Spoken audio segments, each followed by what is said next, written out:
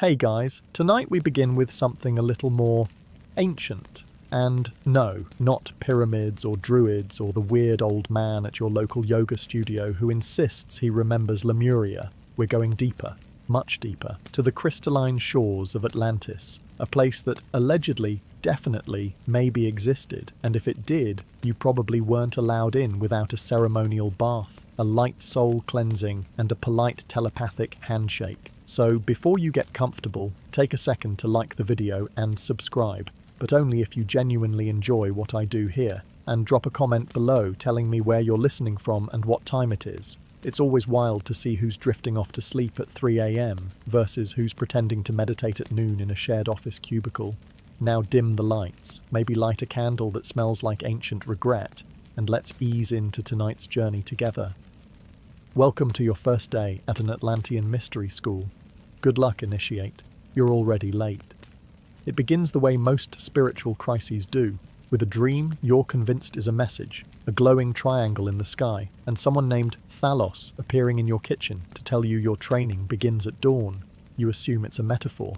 It's not. You wake up naked on a slab of rose quartz, your chakras buzzing like a hive of judgmental bees, and a woman with glowing tattoos informs you you've been called. You're still squinting at the two suns overhead and wondering where your pants are when she hands you a robe made of linen, light shame, and metaphysical obligation. Then she floats away. Of course she does. Atlantis is not the city of gold and marble fountains you saw on cable TV documentaries. It's quieter, stranger. Crystalline towers hum softly as if breathing. The air smells faintly of salt, ozone, and unearned wisdom. Everything is glowing, including your skin, which you're told is normal.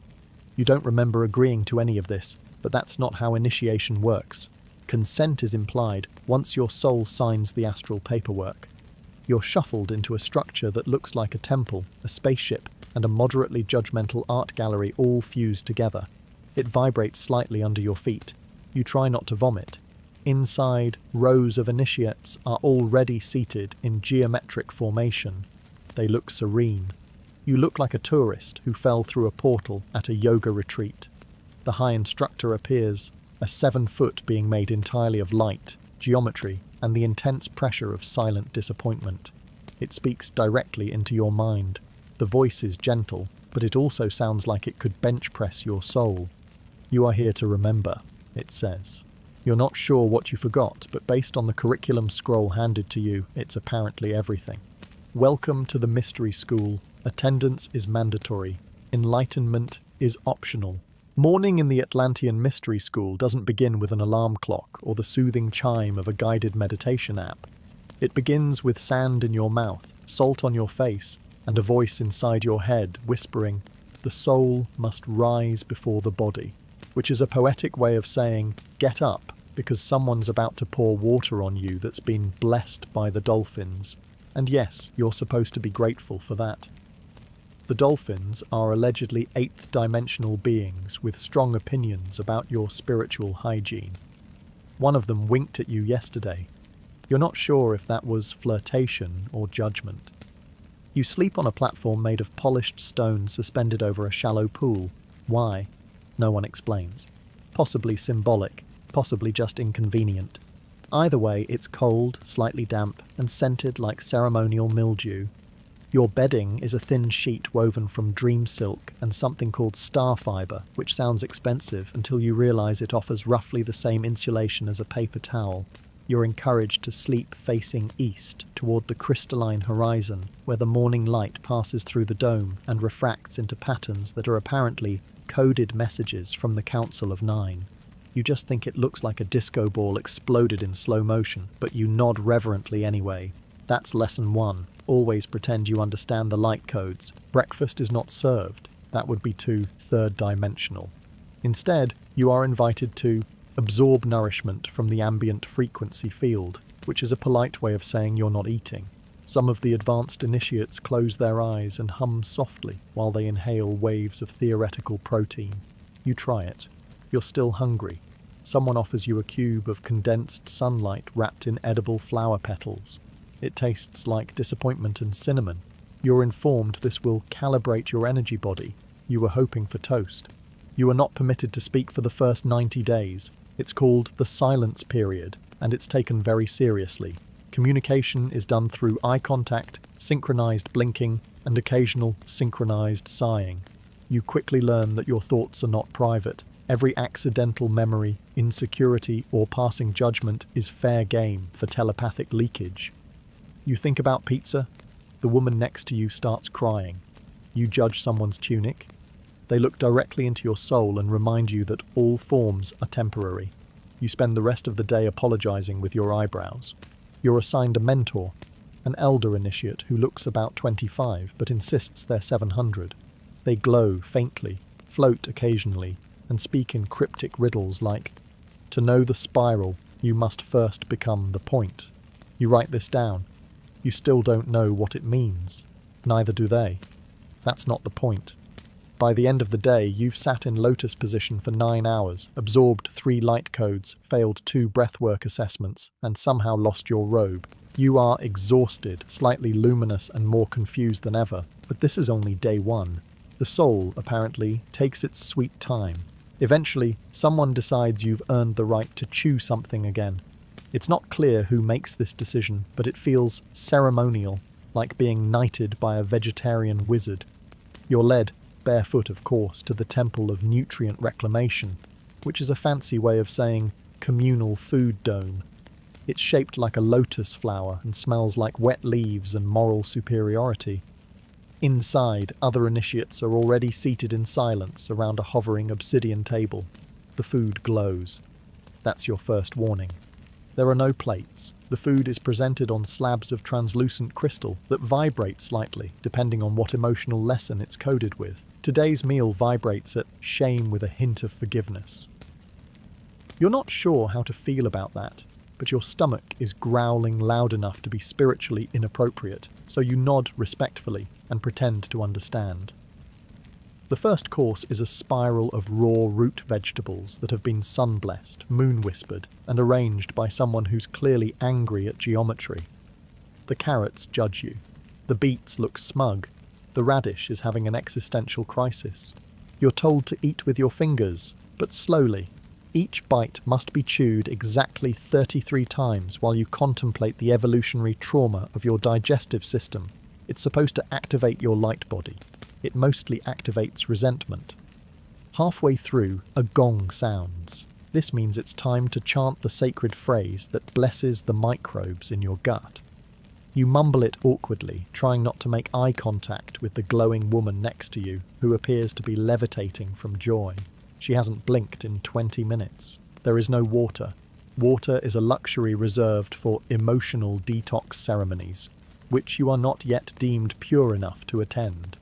Instead, you are offered a cloudy green liquid called clarified sun broth, made from fermented algae, forgotten herbs, and something called ether moss. It tastes like pond water filtered through hubris. You are told it realigns your cellular memory. You suspect it's just hydration with a superiority complex. As you eat, a mentor appears and places a crystal on your sternum. To assist with assimilation, they whisper. You nod. The crystal vibrates. Your chest starts to itch. The mentor leaves. No one explains anything. That's part of the lesson. Surrender to unknowing, which is Atlantean for deal with it.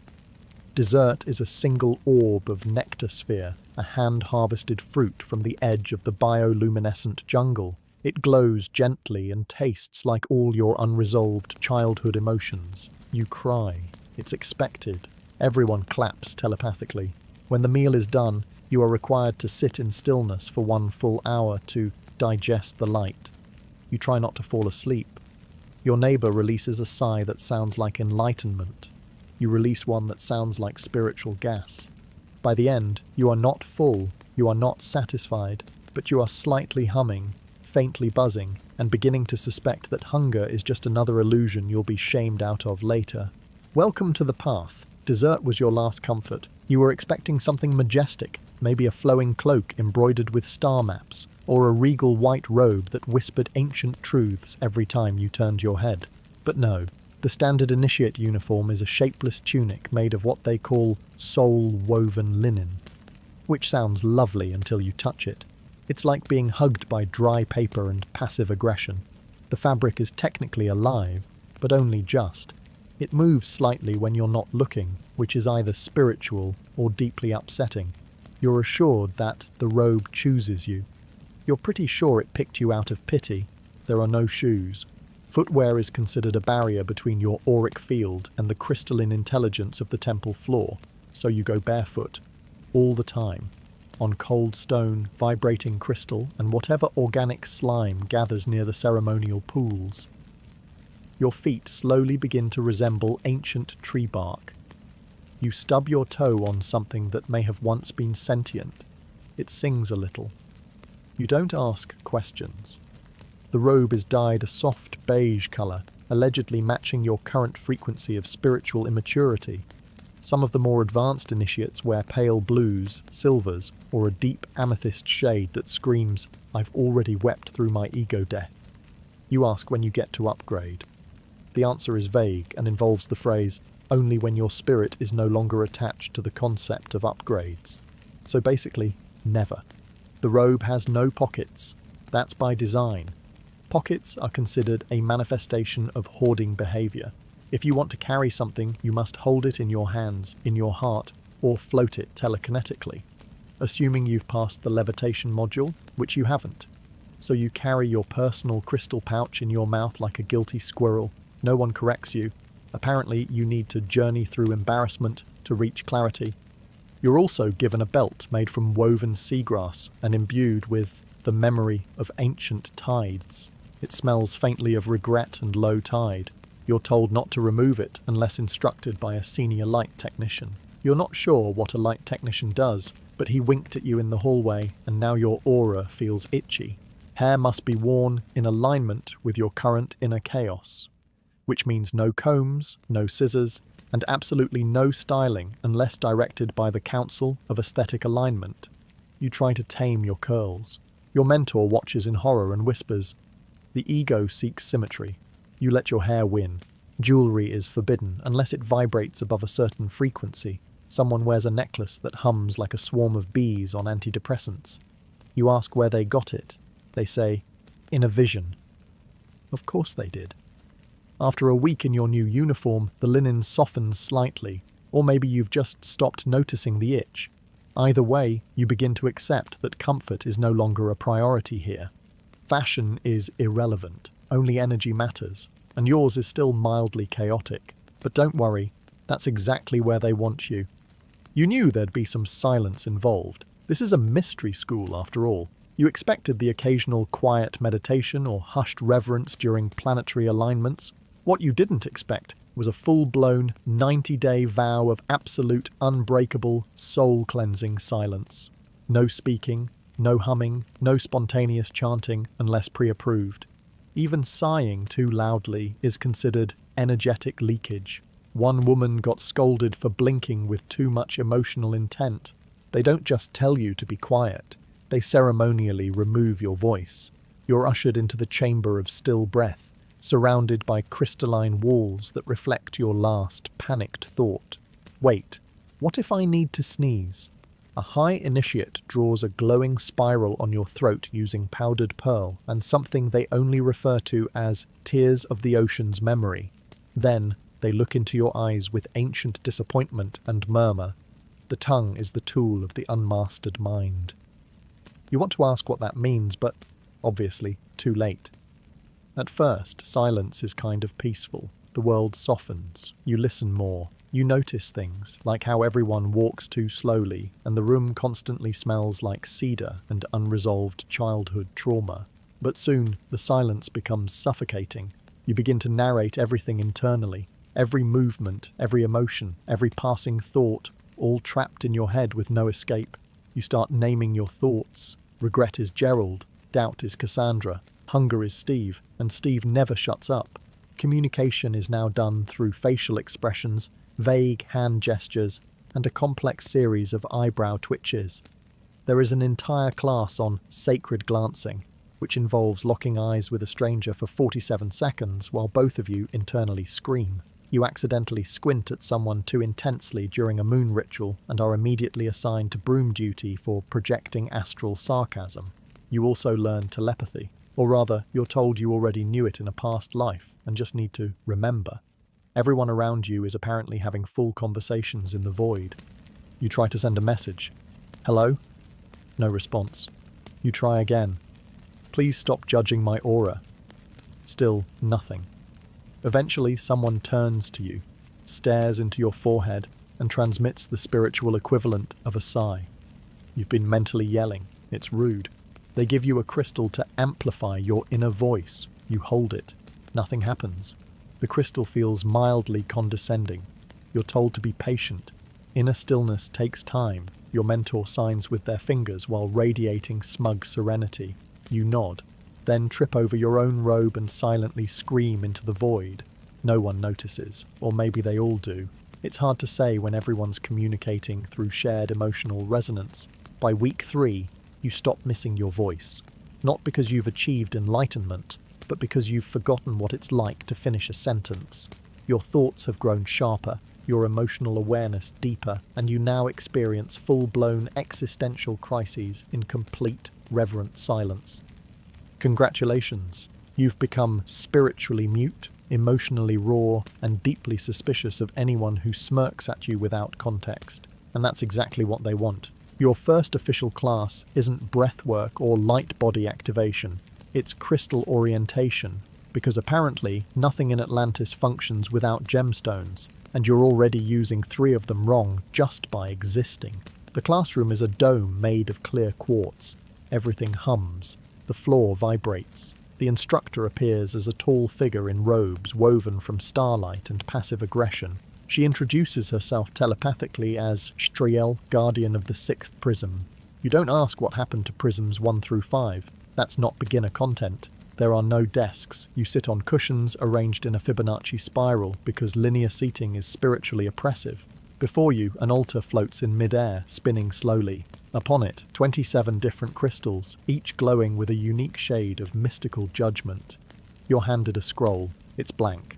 That's because you're supposed to download the information intuitively. You squint at it for 10 minutes and receive nothing except a mild headache and the vague impression that the citrine is judging your emotional boundaries. The first rule of crystal orientation: do not lick the obelisks. You don't know who did it, but you're told in very serious silence that the act caused a temporary rift in the 3rd harmonic of the temple's memory grid. This may or may not be why the floor occasionally pulses with confusion. No one names the offender, but everyone side-eyes the guy in the back who keeps sniffing the amethyst with deep conviction.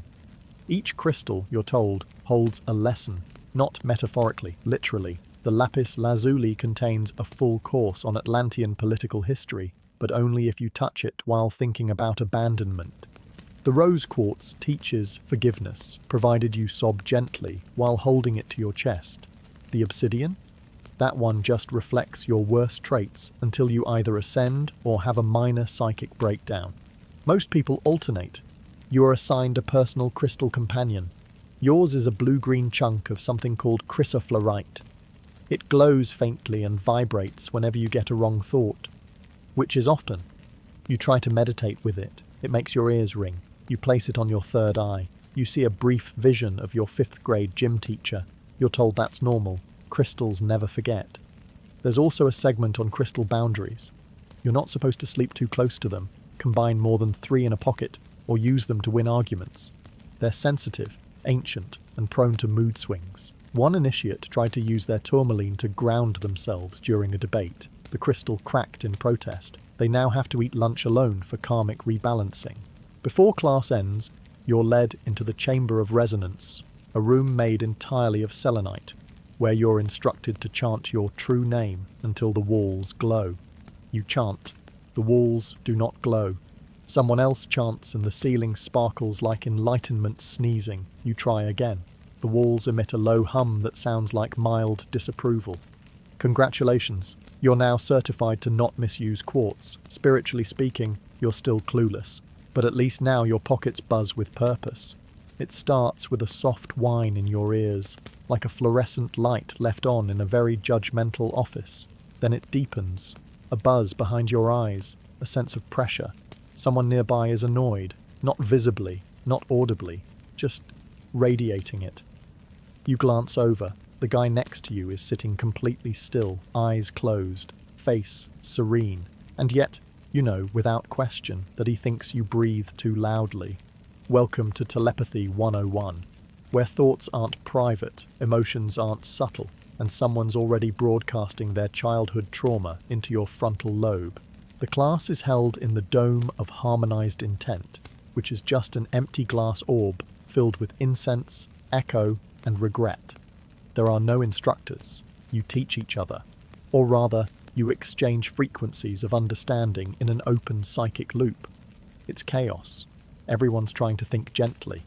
No one succeeds. One person's processing grief. Another is visualizing dolphins made of gold. Someone else is mentally reciting the ingredients to their favorite soup. You try to focus on love and light, but your brain keeps wandering to what kale really tastes like when no one's pretending. To open the channel, you're instructed to place a crystal on your crown and inhale until your spine vibrates. You do this. Something in your brain clicks, and then, boom, the thoughts pour in. Not in sentences, but in waves. Hunger, envy, longing. Someone nearby is deeply ashamed of how much they miss cheese. Someone else is fantasizing about setting fire to the meditation cushions. A third is projecting a memory of being a sea priestess. You didn't ask for this, and yet now you know she once dated a dolphin. It's none of your business, but here it is anyway. You're told not to judge. Judging vibrates poorly.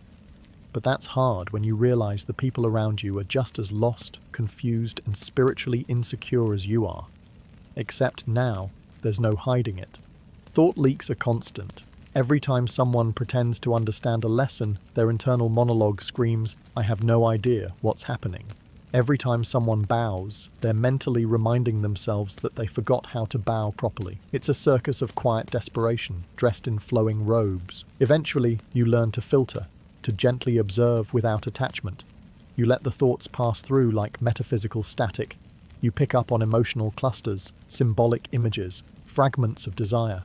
No one thinks in words anymore. They think in metaphors, memories, and mild anxiety about whether they're glowing enough.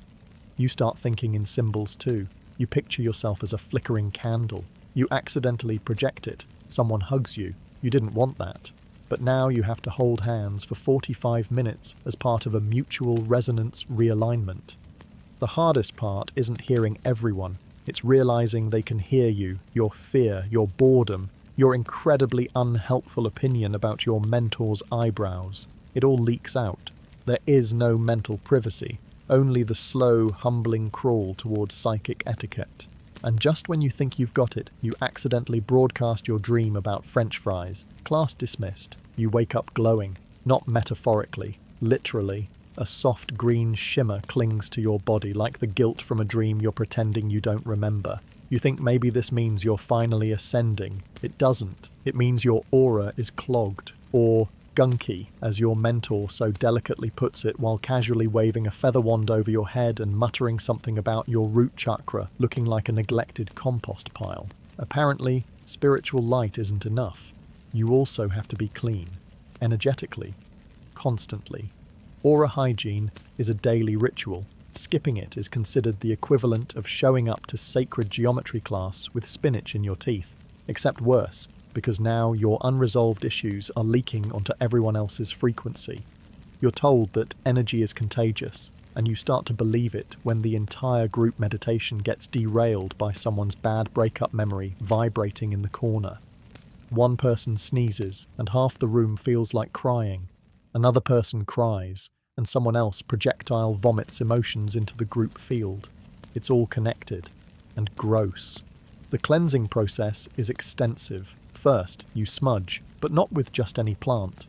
The school has banned generic sage in favor of something called moon-harvested lavender bark, which smells like existential panic and faintly burnt regret. You're instructed to wave it clockwise, counterclockwise, and then in the direction of your deepest shadow. You don't know where that is, so you just kind of spin in place until someone tells you to stop. Then comes the sound bath. Giant crystal bowls are played in a specific frequency pattern that allegedly scrapes the psychic gunk off your emotional field.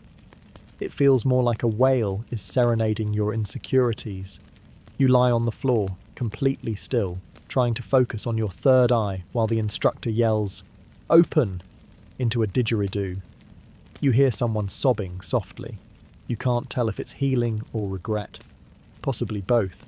After that, you're spritzed with vibrational mist. It's kept in glass bottles labelled with words like peace, cleansing, and definitely not just expensive water. The mist sparkles. It's unclear if that's the energy or just mica flakes. You breathe it in. It smells like lavender, lemon, and disappointment. Your aura hums slightly, and you're told that's good. You want to ask what's bad, but you already know, having a stagnant field. Or worse, being a spiritual sponge. Nobody wants to be a sponge. That's how you end up accidentally absorbing your roommate's abandonment issues during dream yoga. There's also energetic brushing, not with bristles, but with your hands, waved slowly around your body like you're trying to mime your way out of a shame spiral. You have to brush away the cords, hooks, and invisible slime left by karmic entanglements.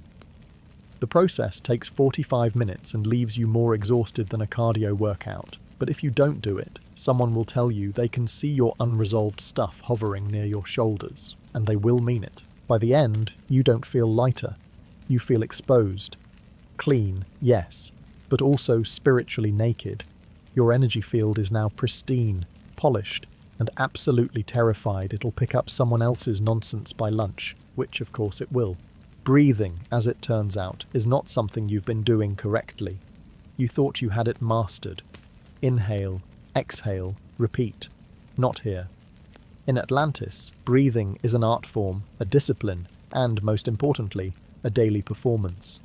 The moment you walk into the breath temple, which is shaped like a giant pair of lungs and smells like eucalyptus and looming failure, you're informed that you've been shallow breathing through your incarnations. You nod solemnly while secretly panicking that your nostrils are somehow doing it wrong. Your instructor is a man named Eshu-El, who hasn't spoken aloud since the harmonic convergence of 32,000 BCE. He communicates through size gestures and an ancient whistling dialect known only to dolphins and one very annoyed sea turtle. He begins the session by hovering slightly off the floor and breathing in 144 counted phases. The room gets very still. You try to keep up. By breath 17, you're dizzy. By 36, your left leg is numb. By 55, you see a vision of your high school locker and start crying for no clear reason. That's normal. Apparently, breathwork triggers karmic debris. You're taught several breathing styles, each with a cryptic name. There's spiral inhalation, reverse cellular memory breath, and the infamous flame of surrender technique, which just involves hyperventilating into your solar plexus while maintaining a facial expression of dignified despair. One style requires you to hum on every exhale. Another involves breathing in through your left nostril while visualizing the moon and apologizing to your inner child. You do it wrong. Your mentor nods with disappointment so profound you feel it in your pancreas. Group breathing is the worst. You're seated in a circle, each person instructed to become the wind. Half the group wheezes. One person sounds like a kettle. Another has a nose whistle so piercing it summons birds. The soundscape is described as elemental and raw. You describe it as haunting and medically concerning. At one point, someone begins sobbing mid-inhale, setting off a chain reaction of emotional gasping. You want to help, but you're in the middle of a retention hold and can't move your legs. Advanced breathing also involves breath fasting. That's right. Not only can you fast from food, you can now fast from air. You're told that some initiates have survived entirely on prana for decades. You try to hold your breath for 90 seconds and black out in the shape of the flower of life. When you wake up, your mentor places a quartz sphere on your chest and whispers, "Breathe less. Be more." You don't know if that's helpful or dangerous advice. By the end of the week, your diaphragm aches, your nose whistles in your sleep, and your aura is described as slightly breezy with undertones of repressed emotion. But on the plus side, you can now hyperoxygenate your pineal gland on command, and you're no longer afraid of suffocating under the pressure of your own unprocessed grief, which, oddly enough, is considered progress. They call it the Chamber of Stillness, but you quickly learn that's just branding. What it really is a dungeon. A soft-lit, incense-saturated dungeon made entirely of basalt and quiet disappointment. The walls hum faintly, the air is cool, there are no chairs, no cushions, no helpful background music, just stone, silence, and the endless echo of your own unfinished thoughts. It's not so much a place for relaxation as it is a psychic pressure cooker. You don't leave the meditation dungeon feeling peaceful. You leave feeling like your own mind has filed a complaint against you. Your first session is scheduled at dawn, a time carefully selected because that's when your ego is still groggy and easier to bypass. You enter the dungeon barefoot, holding nothing but a single candle and the last shreds of your optimism. You're told to sit, that's it. No instructions, no mantra, no gentle guidance from a soothing voice with a British accent. You sit cross-legged on cold stone, staring at a wall, while an initiate in the corner rings a bell whenever someone's aura flinches. Time doesn't pass normally in the dungeon. The absence of clocks is intentional. Stillness has no minutes, your mentor says. But your knees do. After what feels like a decade, you begin to notice your thoughts, not observe them, not allow them to float by like clouds. You notice them the way you notice a rock in your shoe. They are loud. They are persistent. They want snacks. Your thoughts loop. What if I'm not enlightened? Did I lock my inner temple? What if everyone else is levitating without me? Eventually, the silence begins to mutate. You hear subtle whispers. Not voices exactly, more like echoes from parts of yourself you've been ignoring. A childhood memory rises uninvited. Then another. Then a flood. Suddenly you're crying about that time you weren't invited to a birthday party in the 3rd grade. Your breath catches. Your aura pulses. The bell rings. You've flinched. You've failed. You're assigned extra dungeon time. On your 3rd visit, something strange happens. You stop thinking. Not by force, not through effort. It just slips away. For exactly 6 seconds, your brain shuts off. You become a still point in the center of the universe. Then your leg cramps and you collapse sideways into someone's aura field, setting off a chain reaction of psychic static. The bell rings 3 times in rapid succession. You're politely escorted out and told to reconsider your spatial awareness. But the seed has been planted. Now you're addicted. Not to peace. That's a myth. No, you're addicted to the hope that, just maybe, you'll get back to those 6 seconds. The elusive bliss point. The silence inside the silence. You spend the next week voluntarily locking yourself in the dungeon. You stare at walls. You breathe slowly. You forget your name. You remember your soul. Then you remember that you skipped aura brushing that morning in panic. The meditation dungeon isn't about peace. It's about surrender. And the part of you that thinks surrender should feel nice? Yeah, that's the part they're trying to break. You are awakened not by a bell, but by a presence. A soft humming from the hallway. Today is the day of the gaze rite. You'd been warned. The elders said nothing prepares you for it, and they were right.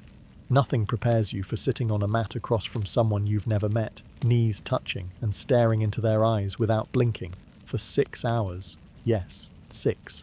Not metaphorical, not energetic, literal. 100% sober, stone-faced, soul-piercing, uncomfortable hours. You're led into the hall of reciprocal reflection, which is basically a long corridor filled with pairs of mats, dim violet lighting, and an overwhelming smell of sandalwood and anxiety. You're instructed to pick a partner intuitively.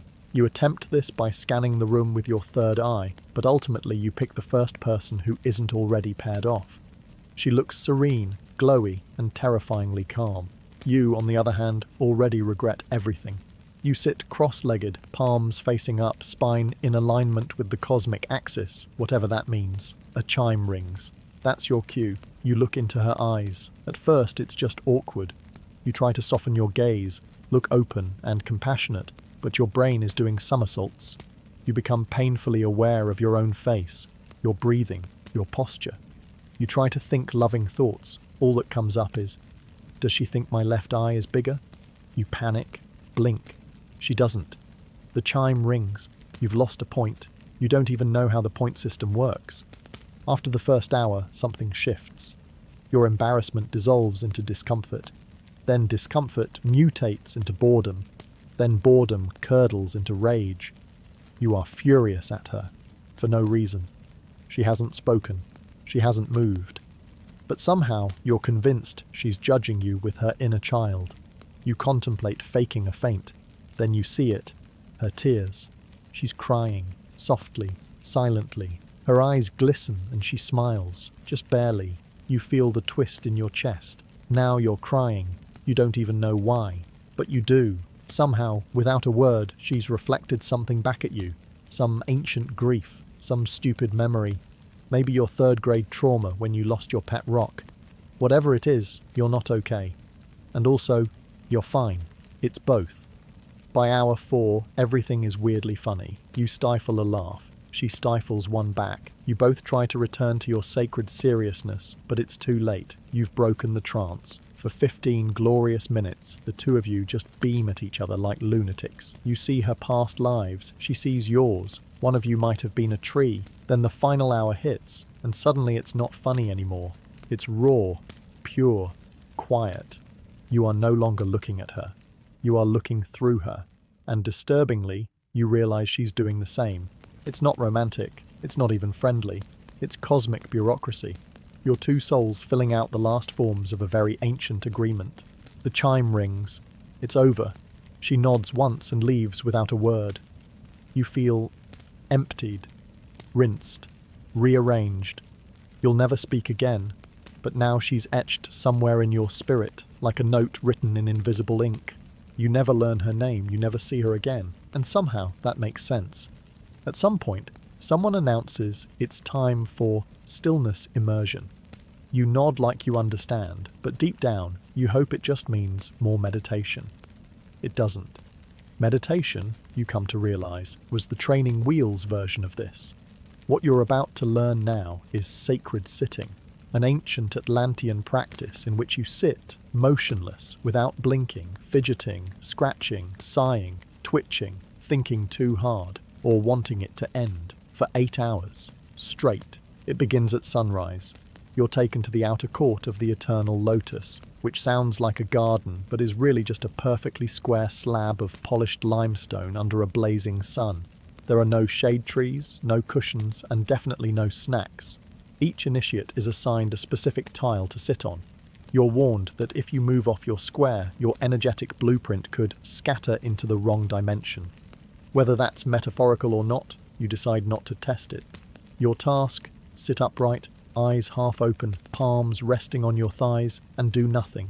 Not relax, not meditate, literally nothing. Not thinking about the present moment, not thinking about not thinking, just being. The instructors say things like, let the void sit with you, and embrace the sacred stasis. You sit there wondering if your foot is going numb from enlightenment or just poor circulation. After the first hour, your body begins to revolt. Your back hurts, your legs tingle. A single bead of sweat forms and slowly rolls down your cheek like your last hope giving up. You resist the urge to wipe it. Movement is forbidden. Even desiring movement is discouraged. One elder once told you, the moment you itch, you fail. You begin to hallucinate that your entire face is an itch. By hour 3, your mind becomes a battlefield. Thoughts arrive like angry bees. You remember every embarrassing thing you've ever said. You replay arguments from 7 lifetimes ago. You write angry letters in your head to people you've never met. Then suddenly, nothing. A gap. A pause. For one glorious second, your brain shuts up. You feel a strange sensation. It might be serenity or heat stroke. Someone nearby sneezes. A terrifying mistake. The silence shatters. All heads turn slowly, telepathically condemning the sneezer to at least 3 weeks of ceremonial shame. You stare straight ahead and pretend you didn't internally giggle, which of course you did. You feel guilty. Then you realize guilt is a form of motion. You try to stop. The guilt gets stronger. Now you feel guilty about feeling guilty. Classic beginner mistake. By hour 5, you begin to see things, not visions, just your own thoughts rebranded as symbols. A crab walking across your tile means you fear emotional vulnerability. A shadow shaped like a spoon suggests unmet maternal needs. You try not to read too much into it. The crab disappears. The spoon remains. When the sun sets, the bell rings. You are released. You stand slowly, joints cracking like dry leaves. You bow to your tile. It doesn't bow back. No one speaks. You return to your quarters, unsure whether you achieved inner stillness or just emotionally disassociated so hard you circled back into enlightenment. Either way, nobody's impressed. Once a week, or more if there's a solar flare, a full moon, or a collective existential wobble, initiates are summoned to the chamber of catharsis. You don't ask where it is. You follow the trail of muffled sobs and the faint scent of rose oil and repressed disappointment. It leads to a circular room lit only by glowing geodes and sheer emotional vulnerability. In the center, a wide basin carved from fossilized tears. Around it, a ring of robes, wet sleeves, and eyes so red they qualify as warning signs. This is emotional release night. You're here to shed. Not clothes, not toxins, baggage. Generational trauma, outdated identity patterns, the time you accidentally called your 5th grade teacher Mom. If you feel it, it comes up. If you don't feel it, they help you find something to feel. Because the only crime in this room is emotional constipation, and you're already halfway guilty. The ceremony begins with a gong, obviously. A slow, resonant chime that vibrates directly into your solar plexus and unlocks the door to every uncomfortable memory you've ever avoided. You are handed a chunk of rose quartz. You're told to speak into it, not with words, but with feelings. Offer it your truth, your mentor whispers. You stare at the crystal. The crystal stares back. You think about taxes. The crystal does not respond. Then the music starts. It's not really music. More like whale calls merged with rainstorms and someone crying underwater. It's designed to bypass the logical mind and go straight for the inner child. Yours wakes up immediately and starts panicking. You sit in a circle with 30 other initiates and begin to breathe. In, outside. No words, no rules, just emotions. Someone to your left begins to sob. Another lets out a single sharp laugh and then collapses into fetal position. A third person begins shaking violently. You wonder if you should help, but your own eyes are watering from pure, undirected dread. Your turn comes. A facilitator, dressed in silver robes and holding a staff made of driftwood and secrets, touches your forehead. You're told to release. You open your mouth. Nothing comes out. Then, suddenly, everything does. You're crying, laughing, retching, apologizing to no one in particular. You remember things you'd buried so deep they needed a backhoe to find. The time you lied to your grandma. The guilt you felt when you enjoyed being alone. The fact that you still resent your birth chart. It all pours out. You are wrapped in a blanket of ether-softened linen, which is just wet cotton, but blessed. A fellow initiate holds your hand, and you hold theirs. There are no words, just the communal hum of shared suffering. For a few minutes, you swear your heart detaches, floats, and reattaches backwards. You don't know what it means. No one explains it, but you feel hollow, in the best way. When the ceremony ends, everyone is silent. Not by rule, by necessity. The emotional hangover is real. You stumble back to your quarters, eyes puffy, soul rinsed, heart vibrating like a tuning fork in a thunderstorm, and you know what's worse. You're expected to do it again next week. There's a specific kind of horror reserved for spiritual group work. Not because of the content, you've made peace with the breathwork and the crying, but because of the logistics. 30 highly sensitive, partially dehydrated initiates in a room with no shoes, unpredictable energy fields, and a deeply unrealistic sense of time management. Welcome to group integration exercises, where the only thing more fragile than your aura is the group dynamic you're forced to bond over. The exercise begins in the Hall of Sympathetic Entanglement. which is exactly as cozy as it sounds. The walls are made of hemp fiber and solemnity. You sit in a circle again, always a circle. Someone explains that linear shapes distort energy. Fine. Whatever. You're tired. You're vibrating. Your personal crystal is overheating from last night's emotional purge. And now you have to collaborate. Your task is to integrate lessons through co-resonant embodiment, which basically means interpret your spiritual progress using interpretive movement, synchronized vocal tones, and eye contact. You try to suggest journaling instead. You are ignored with compassion. The first exercise is called the web. Everyone stands. One person starts by declaring their soul frequency out loud. You have no idea what this means, but the first person says, crystalline, joyful humility, and everyone else nods like that makes perfect sense. Then they throw a ball of invisible energy to someone else. That person catches it emotionally, names their soul frequency. Someone says, violet trust ascending, and the cycle continues. By the end, a full web of imaginary string has been woven among you.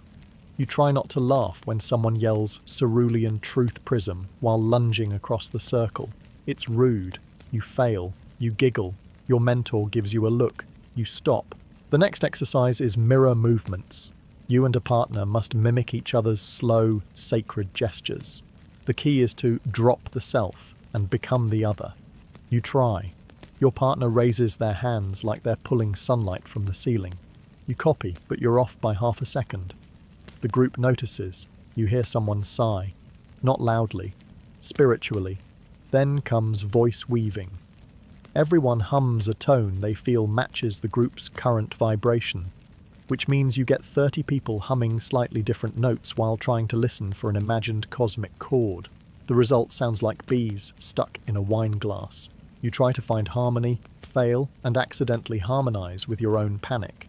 Halfway through the session, someone bursts into tears. This is considered a triumph. Emotional openness means the integration is working.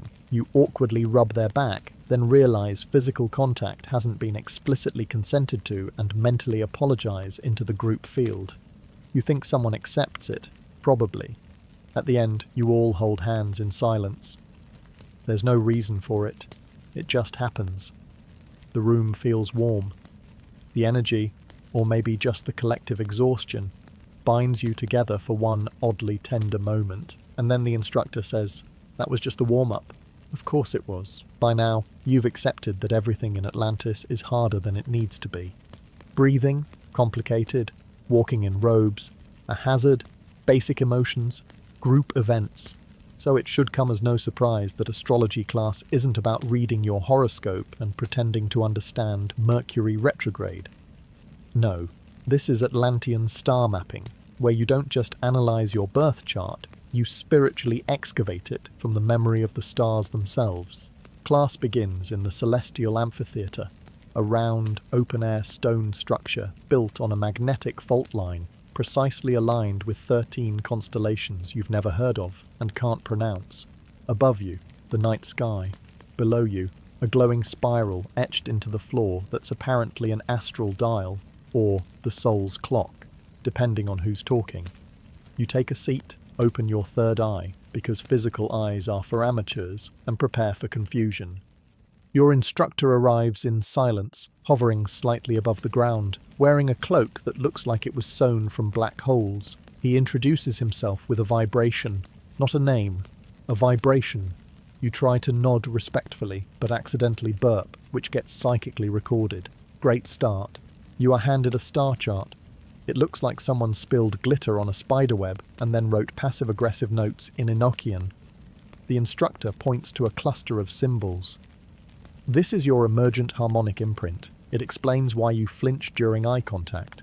You want to ask how that's possible, but he's already moved on to your galactic north vector, which, according to him, is dangerously misaligned and could be the reason your aura sometimes smells like regret. The class quickly turns into cosmic math. Everyone else seems to be nodding in wise agreement while sketching interdimensional angles into the air. You are still trying to figure out whether Saturn hates you or is just deeply disappointed. Someone whispers that their Venus is in the 11th gate of reluctant joy. Someone else bursts into tears because their soul node reversed polarity during the lunar eclipse of 203,472 BCE. You pretend to understand. Inside, your brain is quietly rebooting. Next, you're asked to chart your journey line. You are handed a stick, some sand, and no instructions. You draw a squiggle. The instructor gasps. Apparently, you've just revealed a hidden pattern involving Atlantis, Lemuria, and the Forgotten Sky War. You are immediately assigned to an advanced group for further karmic processing. You have no idea what's happening. You nod like you do. At one point, the instructor warns that certain configurations are inauspicious. Yours is described as bold, volatile, and vaguely chaotic. You smile weakly. Someone with a perfectly balanced soul wheel pats you on the shoulder. It's okay, they say. Not everyone's born during a cosmic bottleneck, whatever that means. By the end of the night, your natal chart is 12 pages long, your soul blueprint looks like a cursed snowflake, and your destiny path overlaps with 3 other students. This is flagged as energetically spicy and will require mediation. You leave class with a headache, a burning need for chamomile, and the distinct sense that Mars has been giving you side-eye for lifetimes. You wake up one morning with a new personality. It doesn't feel like yours. You suddenly hate bananas, feel a strong aversion to the colour orange, and can't stop thinking about a dog you've never owned named Marcus. You try to ground, you chant, you breathe, nothing helps. That's when it hits you. You've been aura contaminated. It happens more than you'd think. At first, it seems like a cosmic accident. But according to your mentor, it's your fault for leaving your field too open during the last group chanting session. You vaguely remember someone next to you sobbing and radiating loss into the astral grid. You nodded sympathetically. Now their childhood trauma has parked itself in your solar plexus and is rearranging your snack preferences. Aura cross-contamination is the spiritual version of catching someone's feelings by standing too close. In Atlantis, it's a regular problem. There are rules. You just didn't know them. Don't share a cushion. Don't hold hands unless you've established energetic consent. Don't let your energy field tangle with someone else's for longer than 7 seconds without setting a firm boundary. Also, no hugging during Mercury retrograde. Ever. You report your symptoms to your house elder. They squint at you and say, "Yep, that's not your banana hatred. That's residual grief from initiate Terra. She's working through abandonment patterns from the Lemurian age. You two sat next to each other last moon cycle, right?" You nod. They nod back, write something down on a scroll, and hand you a cleansing assignment. 3 days of shadow dancing, silent dream fasting, and at least 1 pineal rinse. All because you got emotionally mugged by proximity. Cleansing your field is like trying to erase fingerprints from fog. You attempt a pineal rinse, which just involves staring into a bowl of moon water until your third eye starts leaking tears.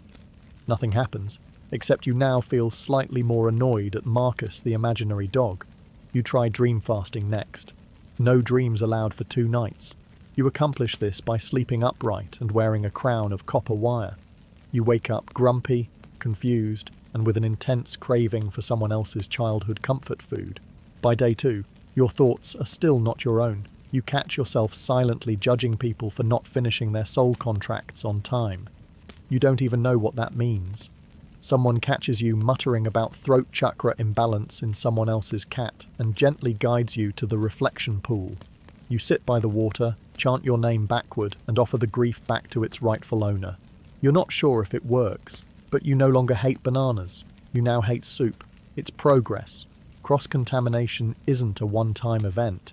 It's a constant risk. You learn to zip up your aura before entering group spaces. You wear obsidian like a spiritual condom. You stop making eye contact with anyone processing a parent wound.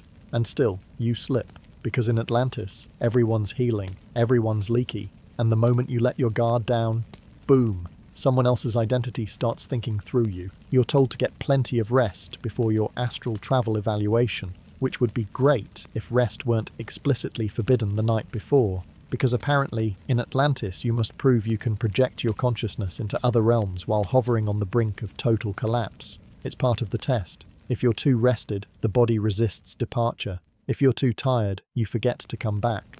The sweet spot is somewhere between spiritually lightheaded and chronically unhinged. The exam is administered in the subtle body pavilion, which is really just a cold marble slab surrounded by hovering instructors and judgmental incense smoke. You're handed a pillow made of quartz-dusted linen and told to get comfortable. You can't. Someone's third eye is open too wide and flooding the room with second-hand ambition. You lie down anyway, close your eyes, and begin the breathwork protocol. The idea is to relax your physical body just enough for your astral one to slip out undetected. You must loosen the anchor but keep the tether. It sounds poetic. It feels like trying to fall asleep while also passing a spiritual polygraph. You begin to drift. First you see colours. Then you hear the sound of your own name being whispered in a language you don't know but totally invented last week. Then, snap, you're out. Floating. You look back and see your body snoring gently, not elegant but functional. You turn your focus upward and move into the mid-realms where other students are already floating, some with far too much enthusiasm. One is doing flips, another is wearing a crown made of stardust and pure nerve. You nod respectfully. You're assigned 3 destinations: the Temple of Memory, the Emotional Archive, and the Cave of Consequences. You're to visit each, retrieve a symbolic object, and return, all while maintaining awareness and not getting distracted by the astral equivalent of shiny objects, which includes, but is not limited to, phantom past lives, seductive light beings, and emotional landmines disguised as childhood pets. The Temple of Memory is a weird mix of dream logic and bureaucracy. You find a glowing scroll labelled "Stuff You Forgot on Purpose." You touch it. Boom. A flashback of that time you sabotaged your own joy in 400 BC. You say sorry. The scroll nods.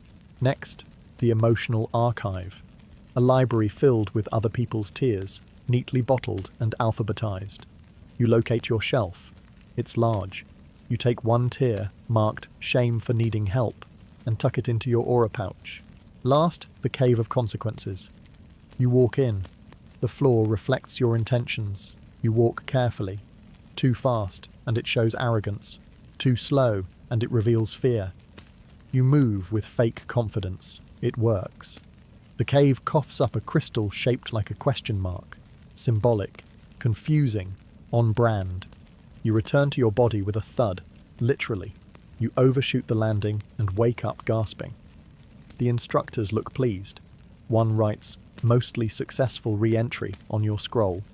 Another just nods like, "At least you didn't end up in the wrong dimension." You limp out, emotionally winded, brain melted, crystal in hand. And that was just the preliminary. One of the most hyped promises in the Atlantean curriculum is the fabled divine download. You're told that all the universe's wisdom, every truth, every mystery, every advanced soul spreadsheet, is just floating out there, waiting to be absorbed directly into your mind like a cosmic TED talk. No studying, no lectures. Just open your third eye, sit still, and receive. That's it, supposedly. You enter the chamber of transmission full of hope. The walls hum, the floor pulses gently. Above you, a crystal prism rotates slowly, said to be encoded with universal intelligence from the dawn of thought. You lie down, breathe, wait. Nothing happens. You wait longer. Maybe you're too tense. You try to relax your pineal gland. You imagine it like a little flower. You whisper to it. Still nothing. Someone next to you lets out a soft gasp. They've just received a download. You can feel it. Their aura shifts. They're glowing. You hate them a little. Just a little. You try harder. Maybe you need to ask. You whisper, "I am open to receive," like 5 times. You chant your star name. You visualize a USB cable plugging into your crown chakra. Still nothing. No insight. No sacred geometry. No divine voice whispering forbidden knowledge into your ear. Not even a metaphor. After an hour, you get a headache and a sense of deep personal failure. You return to your mentor and explain. They frown. "Ah," they say gently. "You're blocking the transmission." You ask how. They shrug. Karmic static. Ego residue. Possibly your ancestral line is a little congested. They suggest some light emotional purging. followed by a fast from words, eye contact, and self-esteem. The next night, you try again. You prepare better. You do aura brushing. You sage your feet. You take 3 drops of starseed clarity elixir under the tongue. You lie under the prism and chant the name of your oversoul like a desperate, glowing intern trying to get promoted to consciousness. Still nothing. Meanwhile, someone 2 mats over is crying tears of pure data. Another is shaking violently, scribbling glyphs into the air with their fingers. You try not to cry out of spiritual jealousy. Eventually, you go rogue. You sit on your roof at midnight and scream into the stars, "Just tell me something." The stars remain quiet. You swear you hear one of them snicker. Turns out, not everyone receives downloads the same way. Some get visions, some hear voices, some just get dreams. You get a vague sense of déjà vu and the desire to rearrange your quartz collection. You ask your mentor if that counts. They tilt their head, pause, and say, "It's a start." You learn to fake it. Nod when others talk about downloads. Say things like, "Yes, I felt the light grid shift," or "The codes arrived through my inner spiral." Nobody questions it. They're all busy trying to decode their own nonsense. Eventually, a download does arrive. Quietly, during a nap, no lights, no visions, just a sentence that pops into your head. Stop forcing it. You write it down. It feels real. Not impressive, but real. And in Atlantis, that's progress. Some say the Atlanteans lived on light, air, and divine intention. Those people have never been to communal meal night, also known as the Great Gastric Gamble. Once a moon cycle, initiates are encouraged, no, required, to prepare and share a dish that reflects their current vibrational state. What that means in practice is 30 people with questionable kitchen skills, unstable auras, and access to too many mushrooms trying to impress each other with food that's either transcendent or traumatic. You show up empty-handed the first time, thinking it's symbolic. It's not. You're immediately guilted into chopping quantum herbs for someone else's dish as penance. The herbs are invisible. You pretend. Everyone nods approvingly. The kitchen is more of a sacred fire circle with alchemical pots, solar dehydrators, and mortar and pestle stations that look like crime scenes. Ingredients include things like fermented sunlight, ethically sourced moon butter, and wild kelp that's been bathed in forgiveness. You ask if anyone just brought bread. Silence. A single gasp. Cooking here isn't about taste. It's about frequency. Dishes must be imbued with intention, emotion, and, ideally, some kind of minor psychic breakthrough. One initiate weeps into a bowl of lentils for 10 minutes, calling it salt of the womb. Another stirs a spiral of root vegetables while chanting her past life names. Someone else is just smashing bananas into a shape that spells out surrender. You try to make something simple. You go with soup. Unfortunately, your aura is still recovering from that failed download incident, and your broth ends up tasting like unresolved fear. A senior initiate tells you it's texturally karmic. You thank them and try not to cry into the pot. The meal begins with a chant. Everyone hums their personal digestive frequency to prepare the gut chakras.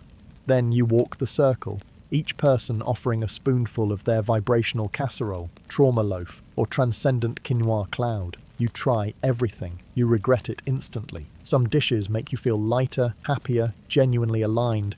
Others make you see your shadow self doing taxes. One meal triggers an emotional flashback to a past life as a lonely blacksmith. Someone else's smoothie makes your throat chakra slam shut. You're told that's normal. Growth often begins with slight anaphylaxis. Dessert is a cacao ceremony, which sounds fun until you realize it's not chocolate. It's 98% sacred bark slurry mixed with tears and a dash of grandmother spirit. You drink it anyway. It tastes like betrayal. Your crown chakra starts tingling. You excuse yourself to go lie in the moss. By the end of the night, you're full. Not nourished, just cosmically overwhelmed. You've ingested so much intention that your stomach starts asking philosophical questions. You consider throwing up, but that would be dishonoring the integration process. You lay back, close your eyes, and try to vibrate through the indigestion. And somehow, in your soup-induced stupor, you realize Food is just another form of spiritual homework here. And yes, you're graded on digestion.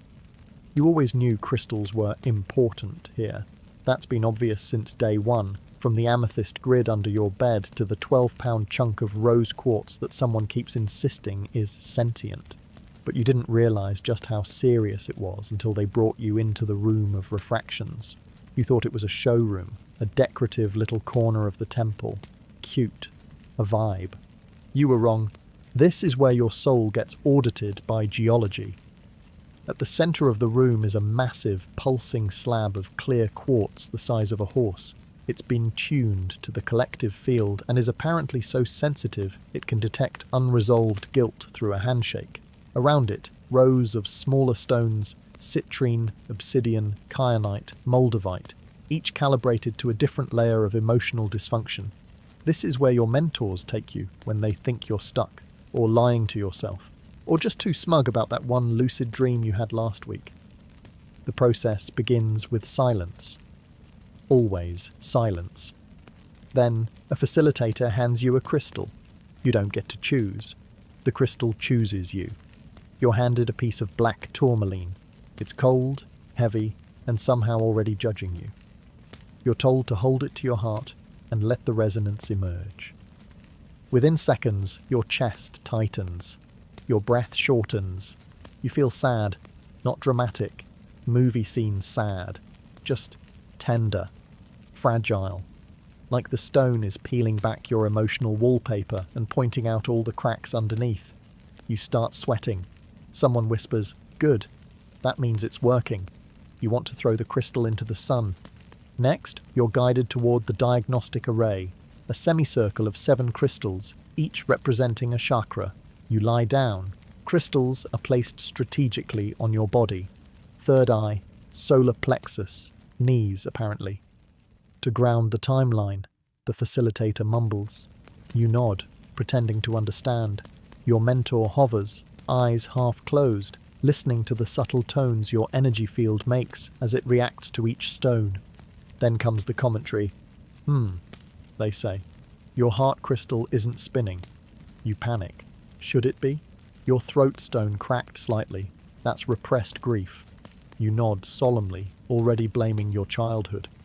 And your sacral has absorbed too much ambient shame. Probably not yours. But still. You lie there, perfectly still, being spiritually dragged by rocks. Finally, the quartz slab is activated. A beam of light refracts through it and lands squarely on your forehead. Your whole body hums like a tuning fork dipped in embarrassment. You see visions, abstract, symbolic, wildly specific. A snail holding a contract. Your mother as a constellation. A broken swing set floating in space. You burst into tears. It's not clear why. But everyone nods. The session ends with a saltwater rinse and the ceremonial returning of the crystals to their velvet nests. You're advised to sleep near hematite for the next 3 nights and eat grounding foods, which apparently includes beets, regret, and dense bread. You stumble out dazed, hollow, slightly humiliated, and lighter. Yes, a rock just read you like a diary you didn't know you wrote. No one warns you about the evaluation hall, probably because if they did, half the initiates would flee into the woods and start over as moss farmers.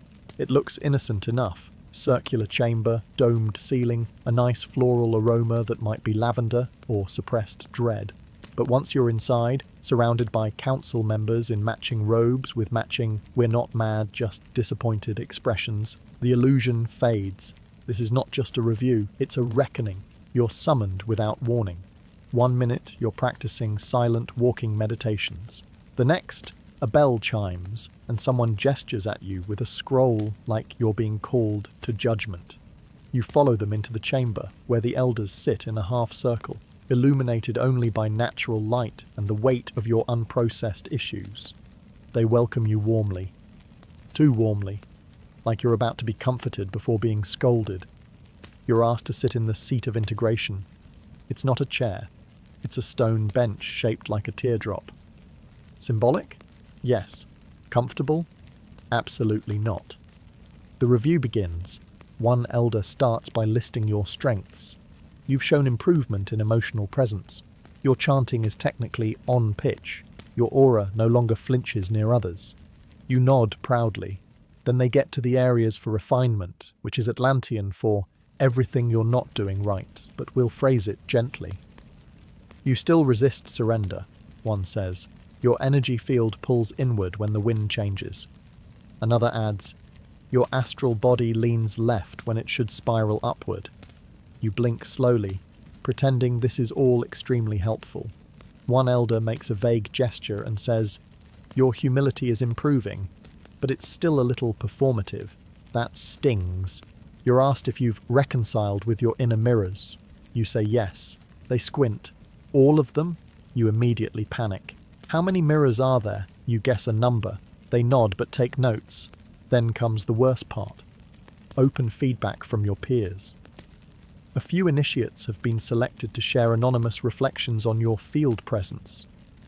You listen as someone says you overthink during breath work. Someone else claims your laughter is too mental.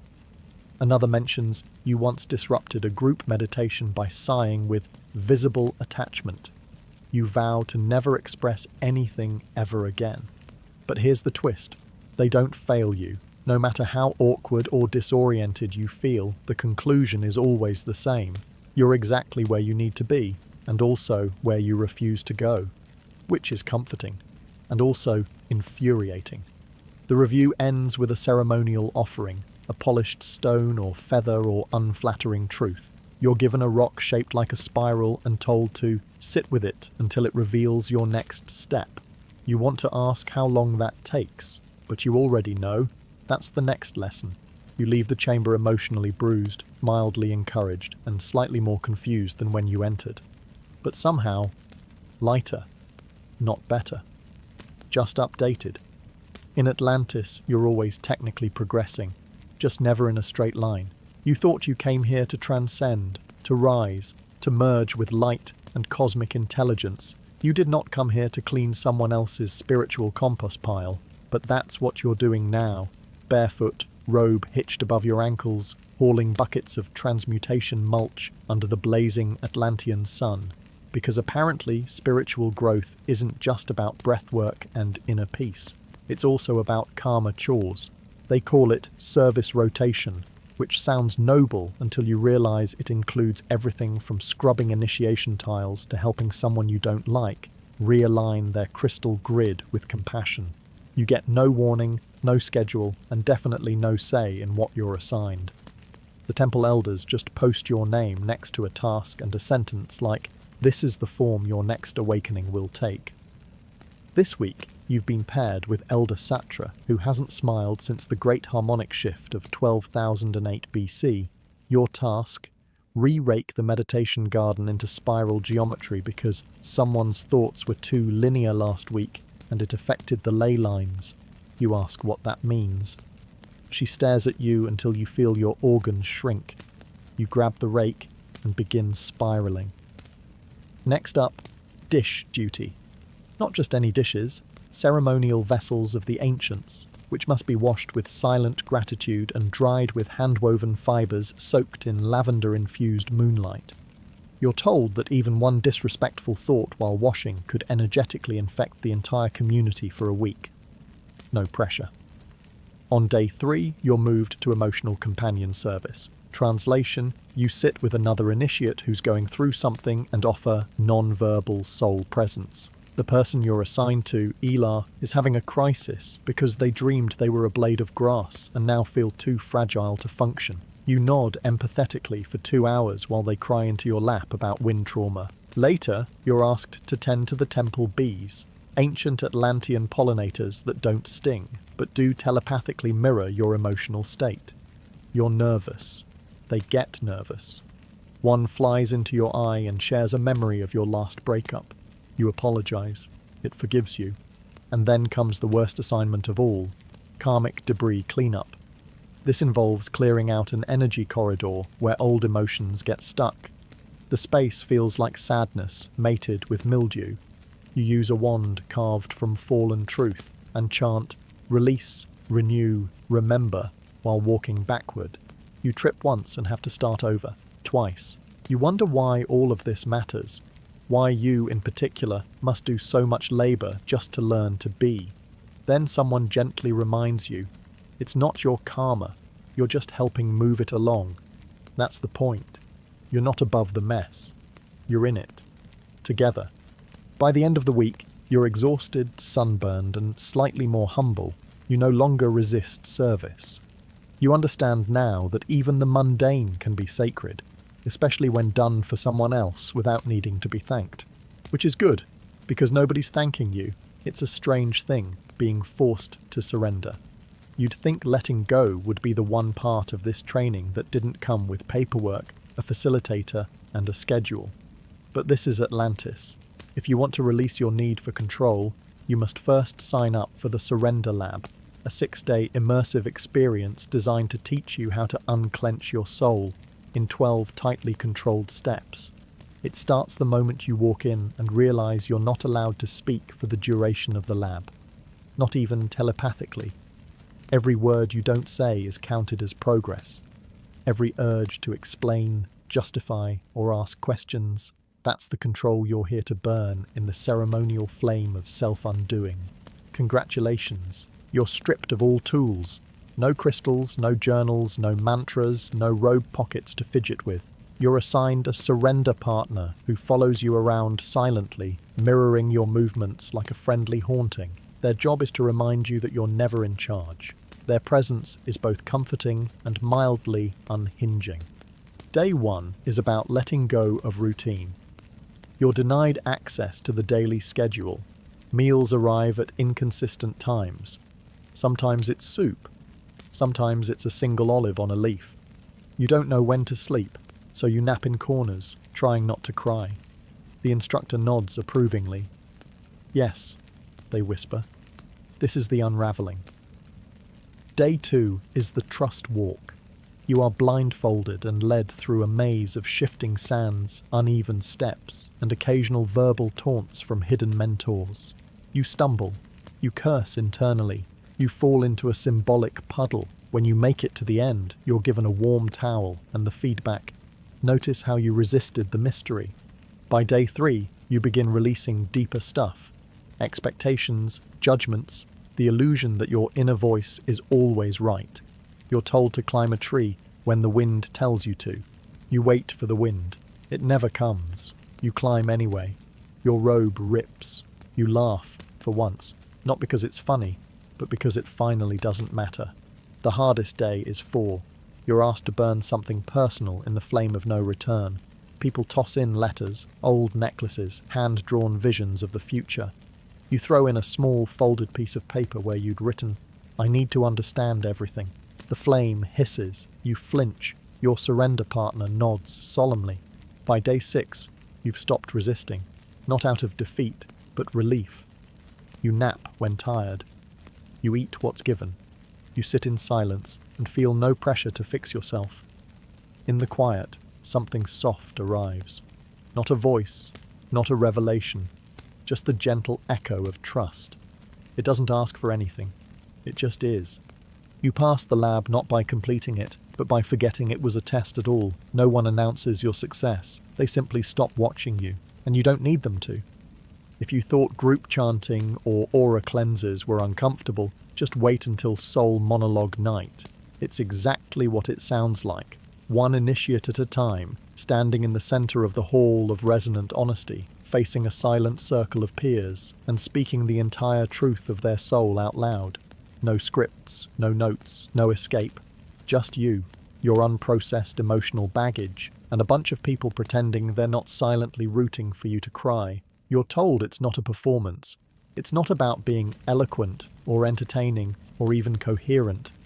It's about vibration. The idea is that by speaking from your heart without filtering or editing, your soul frequency becomes audible, which is a poetic way of saying ramble long enough while sobbing, and eventually something profound might fall out. The ceremony begins with candle lighting, one for each speaker. Your candle is handed to you with a nod and a whisper, "Burn clean." You have no idea what that means, but now you're nervous about how your soul smells. You wait your turn as others go up before you. Some talk about childhood fears. Others confess shame over spiritual jealousy or unresolved incarnations. One initiate just stands silently for 10 minutes crying. At the end, everyone claps. Powerful, someone whispers. You start to sweat.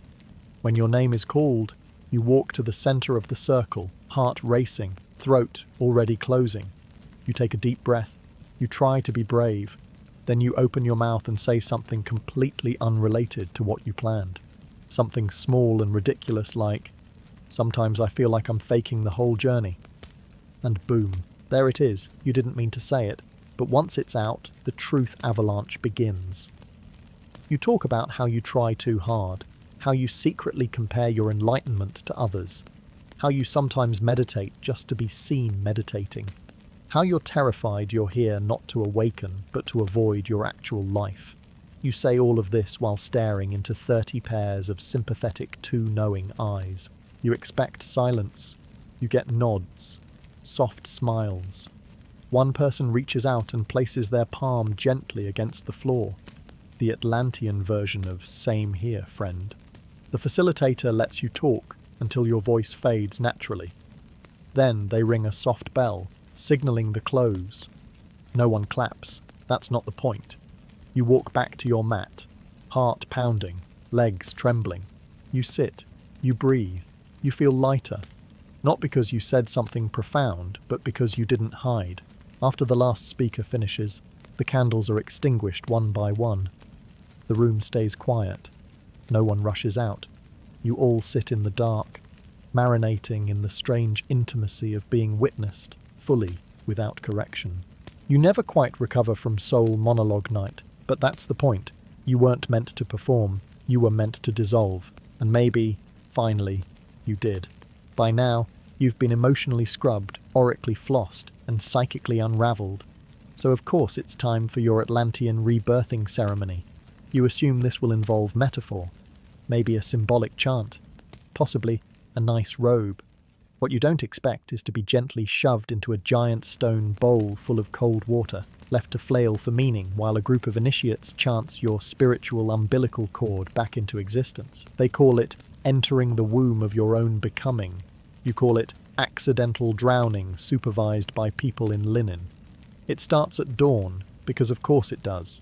You're asked to fast the night before, both from food and from linear thought. So you spend the evening confused, hallucinating crackers, and trying not to form any opinions about anything, which, surprisingly, makes your brain louder. You arrive to find the bowl already filled, the water cold and slightly shimmering, like someone poured in too much divine intention. A facilitator greets you with a knowing smile, and absolutely no instructions. They just gesture toward the bowl and say, "Be born." That's it. No safety briefing, no spiritual lifeguard. You step in. It's colder than truth and saltier than your last breakup. You sit, cross-legged, trying to find the sacred meaning through chattering teeth. The bowl is echoey, amplifying every breath, every doubt, every internal scream. You hear one initiate murmur, "Yes, she's entering the in-between." You are just trying not to slip on whatever that squishy thing is at the bottom. Then the chanting begins. Around the edge of the bowl, your peers sing your name. Not your current name, but your soul name, which you forgot you even had. The sound bounces around the stone, wrapping around you like a wet, melodic hug you didn't ask for. You close your eyes. You try to surrender. And that's when things get weird. You start seeing colours, hearing whispers. Your own thoughts turn into voices that are both you and not you. One voice says, "You are not the memory of your suffering." Another says, "You really should moisturize more." You begin to cry. Or maybe the bowl is just splashing. Time dissolves. You're no longer sure if you're meditating, hallucinating, or slowly going hypothermic. Eventually, a bell chimes. That's your cue to emerge. You stand, shaky, dripping, reborn, and deeply uncomfortable. Someone wraps you in a white towel and whispers, "Welcome back." You don't know where you went. But sure, back it is. You're led to a quiet corner and told to write down your first post-womb thought. Yours is, I think my past lives have athlete's foot. The facilitator nods solemnly. Very good. Honest. That's where the healing begins. You walk away from the bowl soggy, confused, and somehow reset. You still don't know what happened in there, but something left, or maybe something arrived, or maybe it was just a really intense bath. Either way, you've been reborn, and you still smell like seaweed. They call it the stillness retreat.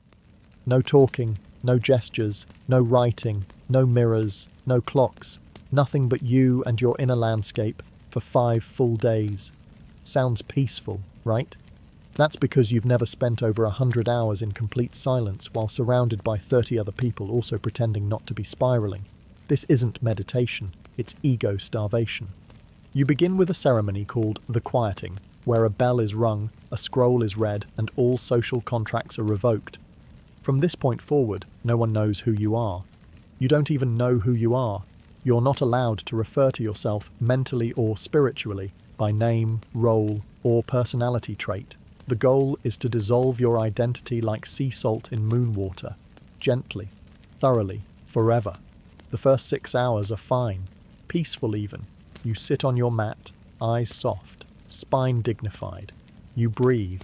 You listen to the wind moving through the temple gardens. You try to feel the moment, and you do, briefly. Then your knees hurt. Then you remember a dumb thing you said 5 years ago. Then you start imagining snack foods that never existed.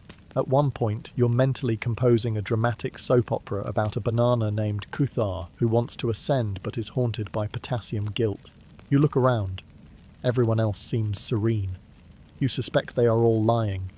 By the end of day 1, your thoughts have turned against you. Your mind becomes a looping monologue of regrets, fantasy conversations, and intrusive memories that arrive uninvited and refuse to leave. You spend 2 hours reliving the moment you were told your aura looked crunchy. You start to hate your own breathing rhythm. Day 2 is worse. Without your identity to hide behind, your brain goes looking for structure. It finds none. You forget your preferences. You forget your timeline. You start to lose the boundary between thought and feeling. At one point you cry over the idea of a leaf dying. You forget why you're crying. It doesn't matter. You cry anyway.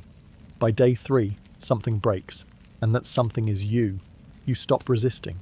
You stop narrating. You stop caring that your spine is shaped like a question mark. Your thoughts become quieter, not empty, just less clingy, like distant birds. You start noticing the silence has a shape, a temperature, a sound. It breathes with you. It's almost kind. On day 5, you're brought back with a whisper. Return gently. You open your eyes. The room looks the same, but you don't. You're given a mirror. You see your face, but it's strange, peaceful, empty in a good way. For a moment, you forget how to be you. And that's the goal. You're not here to become someone. You're here to remember you were never anything but silence wearing a mask.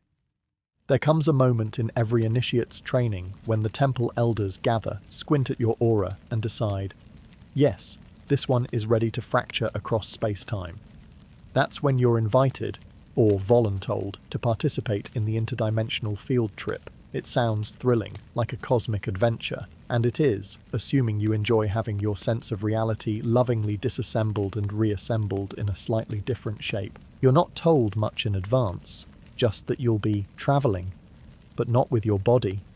This is strictly soul-level tourism, the kind where the phrase, return trip not guaranteed, is tossed around like it's cute. You're warned that time might stop, speed up, loop backward, or turn into a cube. You're also warned to avoid negotiating with entities that look too perfect.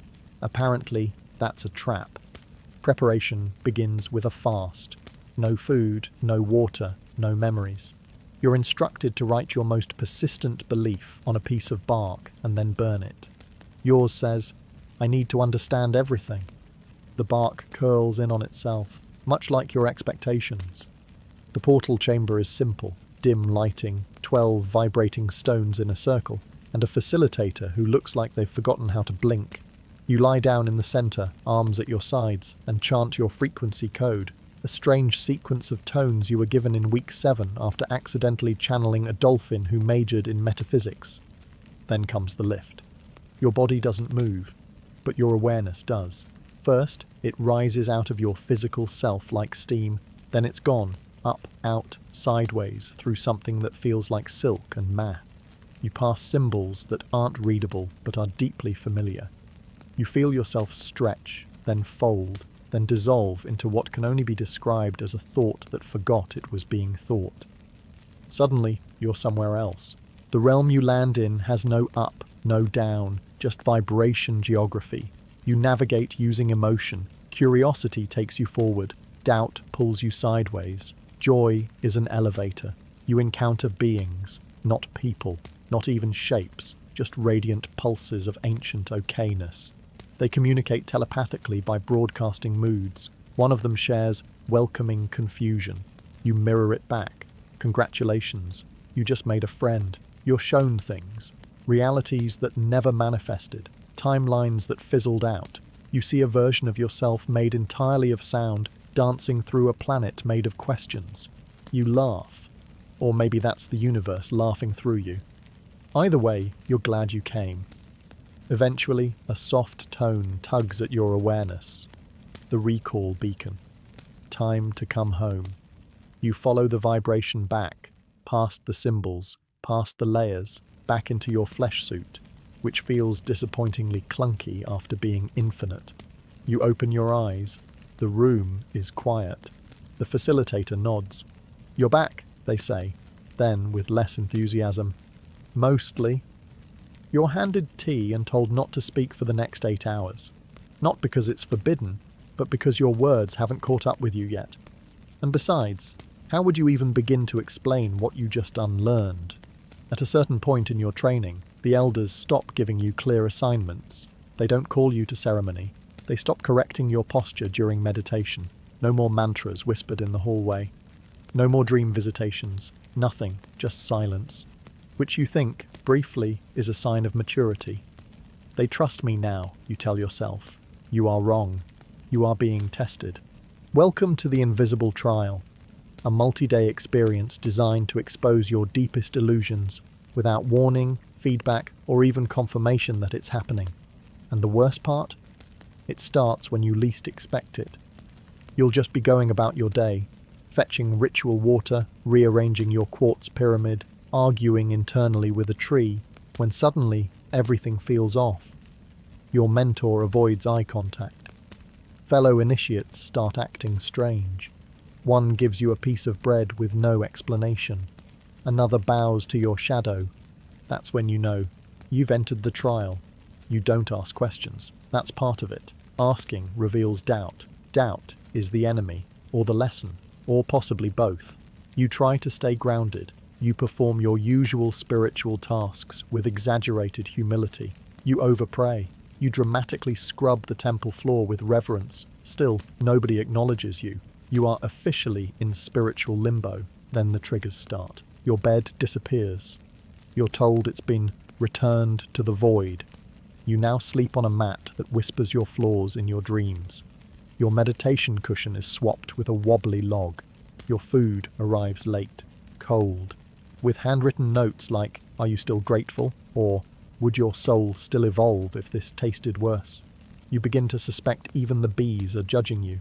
Each day brings new opportunities to react badly, and you often do. You roll your eyes, you complain in your mind, you passive-aggressively rearrange the candles during group ceremony, then feel guilty, then overcorrect. It's a roller coaster of self-policing, spiritual paranoia, and desperate attempts to appear above it all. But here's the thing. No one stops you. No one points out your mistakes. Because the trial isn't about performance. It's about observation. The elders are watching not what you do, but what you believe about what you're doing. It's not whether you fail, it's how you treat yourself when you do.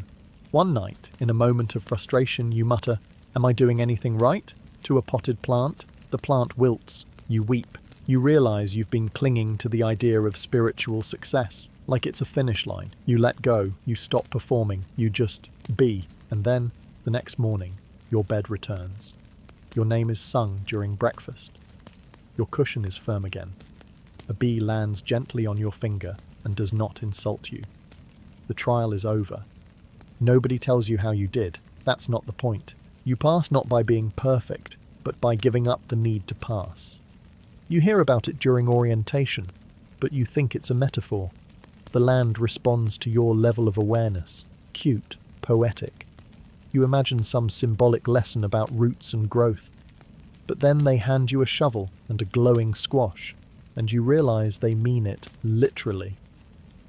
Welcome to psychic gardening, the mystical horticultural practice where your emotional baggage directly impacts whether or not your kale ascends to the fifth dimension. It's not regular gardening. Regular gardening involves dirt, water, sun, and maybe a podcast. This this is emotional compost, intuitive seed placement, telepathic conversations with root systems. You are not growing vegetables, you are growing metaphors that bite back. Each initiate is assigned a soul plot, a small patch of sacred land calibrated to their energetic imprint. Yours is lumpy, suspiciously damp, and radiates mild disappointment. You're told that its condition reflects your subconscious. You briefly consider asking for a second opinion. Instead, you get to work. You begin by grounding, not physically, spiritually. You place your hands in the soil and ask for permission to plant. Nothing happens. You whisper affirmations. Still nothing. Finally, after apologizing for that time you laughed during a group meditation, the ground softens slightly. You may proceed. Your first assignment is to grow something truth-bearing. You choose tomatoes. Bold. The seeds are encoded with intention, literally. You must whisper your desired lesson into each one before planting. You whisper humility into one, clarity into another. The last one accidentally hears revenge. You bury it deeper. Tending the garden is a daily ritual. You don't just water, you infuse. Each pour must be accompanied by gratitude. You're told that negative thoughts during watering lead to wilting of purpose. You test this. One day, you water while thinking about that one smug initiate who always corrects your chanting posture. The next morning, your seedlings have collapsed like they watched their own past lives and didn't like what they saw. Weeding is even trickier. You can't pull a weed unless you've identified the belief it represents. One patch of creeping vine is labelled scarcity mindset. Another is just you, but louder. You spend half the day apologizing to invasive plants for internalized judgment before yanking them into enlightenment. And then comes the harvest vision. This is when you sit in front of your crop and channel its message. Some people hear songs, others receive visions. One initiates broccoli, screams at her until she forgives her father. Yours just vibrates slightly and says, "You're doing okay, but try listening with your stomach next time." You thank the broccoli. It blushes. Eventually, the garden begins to flourish. Your tomatoes glow with soft pride. Even the revenge one mellows out. You feel a strange sense of kinship with the plants. You're not their owner. You're their roommate. A flawed, compostable being trying to grow beside them. And maybe that's the whole point. You're not fixing yourself. You're tending to yourself, one awkward seed at a time. You'd think that being psychic would make things easier in a group. No awkward small talk, no pretending to care about someone's dream journal, no explaining your trauma arc for the 9th time. But in Atlantis, group telepathy is less about communication and more about getting emotionally pantsed in front of your classmates. It's called Circle of Shared Knowing, which sounds cozy. It is not. You sit in a perfect ring, legs crossed, eyes closed, hearts allegedly open. There are no introductions, there are no names, there is only frequency alignment. A facilitator chimes a bowl that sounds like regret echoing through crystal. That's your cue to drop into silence, not the peaceful kind, the everyone can hear what you're not saying kind.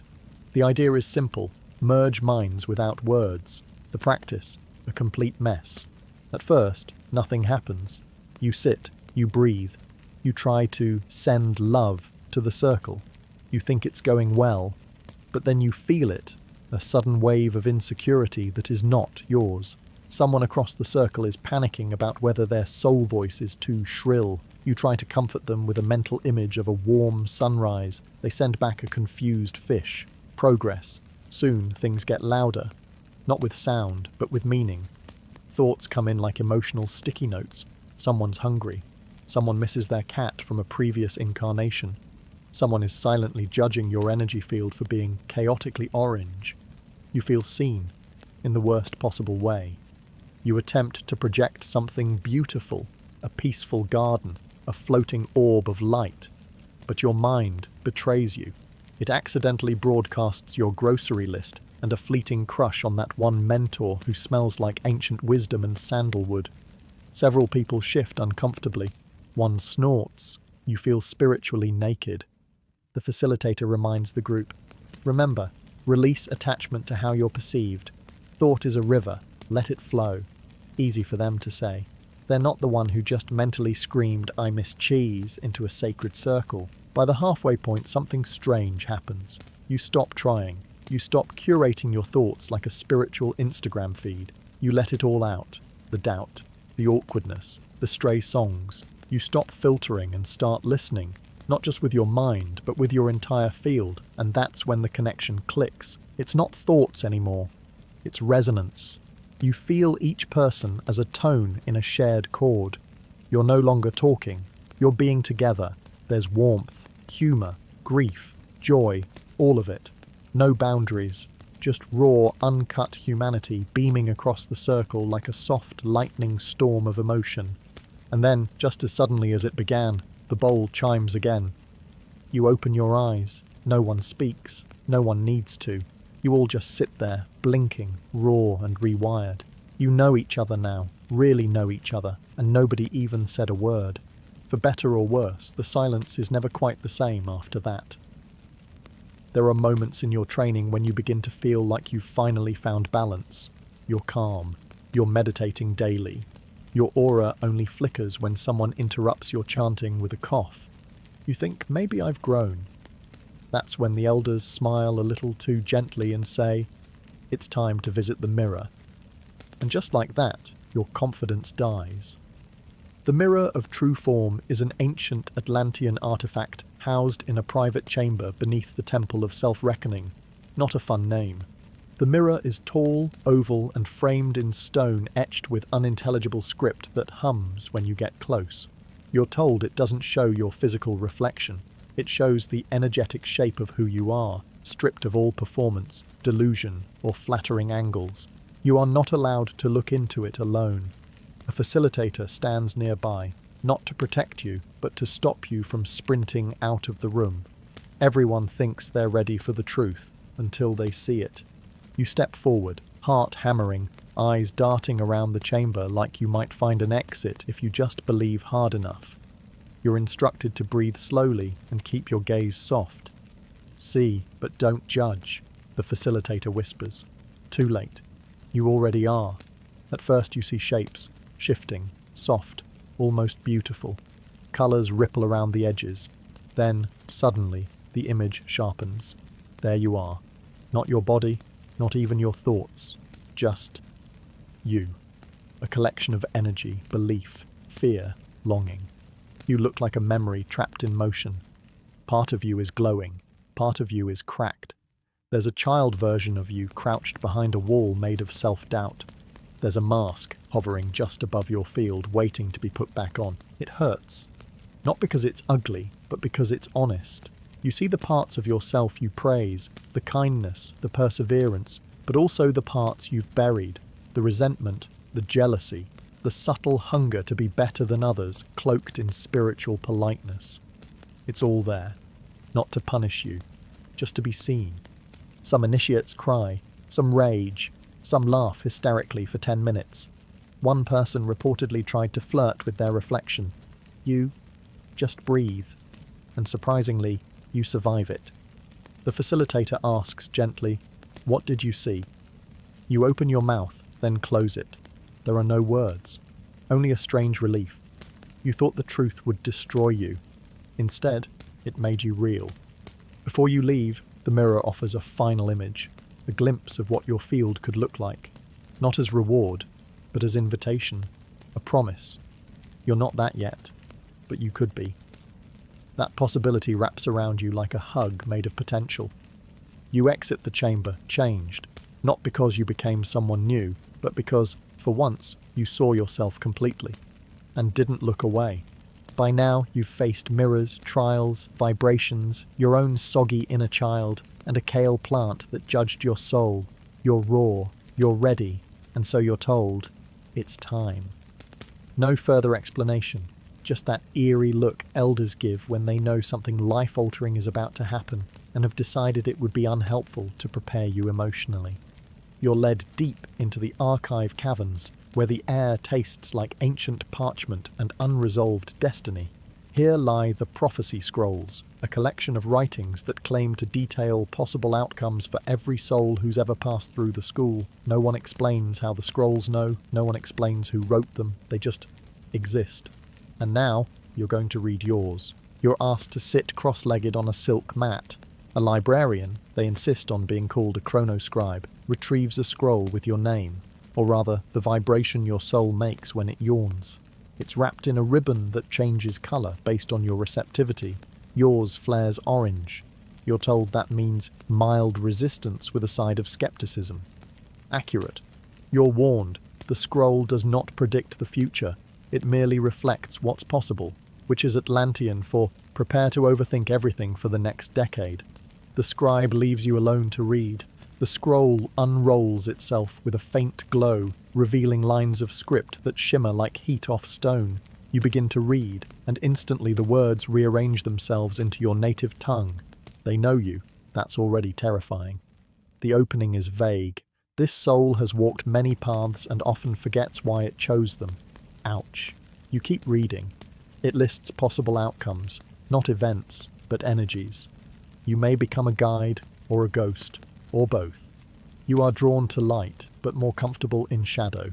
You are here to remember something no one else is allowed to say out loud. At one point, it shifts tone. It stops speaking in riddles and starts addressing you directly. You carry an old grief. Stop pretending it makes you wise. Your fear of being seen is the reason you're so good at disappearing. You keep asking for clarity, but hoarding confusion because it makes you feel safe. You blink. The scroll pulses gently, like it's breathing with you. Then it shows something even worse than a future. A choice. Two paths unfurl in shimmering detail.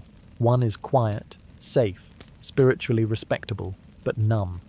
The other is messy, loud, chaotic, but true. The scroll doesn't push you toward either. It just waits, watching. You're not told what to do. You're not warned of consequences. You're simply trusted to decide. When you finally roll the scroll back up, it seals itself and turns a soft violet, the colour of integration. You sit in silence, the words echoing inside you like a bell you can't unring. No one asks what it said. No one needs to, because from this point on, every step you take whispers one question. Now that you've seen your possible future, what will you do with your actual one? There's no grand announcement, no gong, no robe ceremony, just a soft whisper at dawn. Meet us at the threshold. You know what it means. You've heard stories. The last test. The real one. The one no one can prepare you for because no one else has ever walked it as you. The threshold is not a door. It's not even a place, really. It's a space between spaces. A carved stone arch deep in the jungle, ancient even by Atlantean standards. Moss-covered, cracked, humming with energy. Initiates are led here one at a time. You arrive barefoot. You're told to bring nothing. No crystals, no tools, no spiritual cheat codes. Only your breath, your body, and whatever's left of your identity after 32 rounds of metaphysical exfoliation. You're instructed to stand before the arch and listen. Not with your ears, with your frequency. Because beyond the arch lies your own unknown.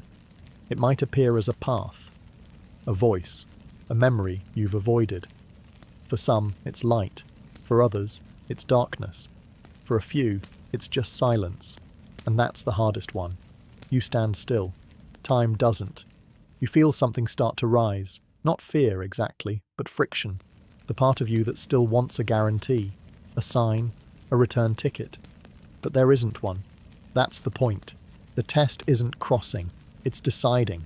No one pushes you, no one judges you, but you know the moment you step through, things shift. You don't get to come back as the same version of yourself. The threshold doesn't erase you. It simply stops protecting you from what you've always been. You take a breath. You remember your training, the visions, the laughter, the plants that yelled at you, the scroll, the silence, the stillness. It wasn't preparation. It was removal. Layer after layer, scraped off until what's left isn't you trying to be spiritual. It's just spirit, plain and shivering. You step forward, 1 foot past the arch. That's all it takes. The air changes. Your thoughts go quiet. It feels like entering a memory you haven't lived yet. Familiar and terrifying. You feel weightless and deeply rooted at the same time. There's no applause, no flash of light. Just a shift. Something subtle but final. Then you hear it. Your own voice. Not speaking, but knowing. It says, "Now we begin." You're through. Behind you, the arch fades from sight. Not because it disappeared, but because you did. You'd think stepping through the threshold would come with fanfare, that you'd return glowing, levitating, maybe speaking fluent starlight. Instead, you come back barefoot, quiet, and very aware that your left knee still pops when you sit too fast. No one meets you. No one cheers. You walk alone through the garden path, past the reflection pools, and back into the main temple like someone who wandered out to check the weather and accidentally glimpsed eternity. The others don't ask where you went. They just know. There's a look you carry now, like your soul has shifted slightly in its socket. They nod when they see you. Some smile. One gently places a cup of tea in your hands and says nothing. It's the warmest welcome you've ever received, and no one says a word. You think maybe that's it. Graduation, closure. But then an elder approaches, the one who rarely speaks, the one whose aura always feels like thunder that hasn't decided whether to strike. They take your hand, examine it like it contains weather patterns, and murmur, "You're still echoing." You don't know what that means. You just nod. For the next few days, you're left alone. No more lessons, no ceremonies, just quiet meals, long walks, and dreams that feel less like sleep and more like integration. You wake up remembering things you never learned, phrases in lost languages, images of places that might exist in another dimension's past. You cry a little, laugh at nothing, stare at trees and feel them stare back. You are not healed, but you are honest. One morning, you're given a robe, not a flashy one, just simple white with a thread of blue down the side, the colour of initiation complete. You wear it, unsure whether you've graduated or just stopped resisting. Probably both. You walk the temple grounds differently now. You no longer need to look for meaning in everything. It finds you. A falling leaf becomes a message. A cracked stone hums with recognition. Even your own mistakes feel softer, less like failures, more like footsteps. One night, you sit beneath the stars. You think about the path, not just yours, but all of it. The generations before, the ones to come. The cosmic absurdity of training to become yourself, only to realize you always were. You chuckle, then cry, then chuckle again. The stars twinkle, as if in on the joke. You are not enlightened. You are not finished. But you are here, and you are finally quiet enough to listen. You wait for the final instruction, the next step, a whisper from the stars, a letter carved in fire, anything that tells you what your purpose is now that the training is over. You've devoted your life to peeling yourself open, layer by layer, until nothing was left but breath and uncertainty. And now, you're just standing in the garden, watching a beetle crawl across a rock, wondering if that's the message. Spoiler, it might be. Graduating from an Atlantean mystery school doesn't come with a diploma. There's no framed scroll to hang in your pyramid. No party. No assigned role. Just an internal hush, like the temple exhaled, and you're still floating in the space it left behind. Some initiates leave immediately. They walk into the mountains, or vanish into the sea, or step sideways into other dimensions like it's a hallway. Others linger, quietly tending to the temple, cleaning crystals, watching new students arrive with wide eyes and unearned confidence. You don't know which one you'll be. You barely know which you are now. You ask an elder, what happens next? They look at you and smile in that infuriating way elders do when they've survived long enough to find amusement in your panic. Now, they say, you remember. Remember what exactly? They don't say. Of course they don't. You begin to feel the pull, not towards something, but from something inside you, like a note you haven't sung yet. You think about the teachings, the visions, the prophecies, the inner children, the outer galaxies, the sentient vegetables. You think about your soul plot, your scroll, your thresholds. You realize all of it, every single rite, was just practice. For what, you still don't know. But the question no longer bites as hard. The answer matters less than it used to. You start waking each day without needing a divine sign to feel alive. You watch the sunrise without interpreting it. You listen to people without trying to fix them. You exist, unapologetically and awkwardly. It feels like grace. Eventually, the temple doors open for you, not by ceremony, but by silence. It's time. No one stops you. No one gives you a farewell speech. You simply walk out barefoot, the same way you came in. Except this time your steps don't echo. They resonate. You carry no title, no badge, just presence. Some days you'll teach, some days you'll wander, some days you'll forget everything and scream at a rock. That's fine. That's part of it too. You are not a graduate. You're a continuation. There's no bell at the end, no glowing aura that signals completion. The temple doesn't declare you a master. You don't sprout wings or start levitating. You just wake up one day and realize you're no longer trying so hard to understand everything. And somehow, that's the beginning of knowing. What they don't tell you, or maybe they do, but in riddles you weren't ready to understand, is that the mystery school was never about making you special. It was about undoing the idea that you ever needed to be. All the lessons, the rituals, the mirrors, the psychic gardening, the near-constant spiritual embarrassment, none of it was to build you into something better. It was to remind you that you were never separate from the thing you were chasing. You were never meant to ascend away from life. You were meant to descend into it, but consciously, as someone who's been burned, softened, sanded down to essence. Now you carry that essence like a quiet flame. You don't wave it around. You don't use it to impress. You just walk with it. Some days you'll forget. Some days you'll collapse. Some days you'll find yourself staring at a wall, wondering if the temple really happened, or if you just dissociated hard enough to hallucinate enlightenment. Doesn't matter. The work continues anyway, because the real mystery school isn't hidden in Atlantis. It's here, in your kitchen, your commute, your arguments, in your grief, your boredom, your giggle fits, in the part of you that chooses presence over performance, again and again, until it becomes second nature. You weren't trained to escape the world. You were trained to love it, truthfully and weirdly, without needing it to clap for you. That's the final initiation, and no one can give it to you, because you've already lived it. And with that, the circle closes, not as an ending, but as an opening that was quietly waiting inside you all along.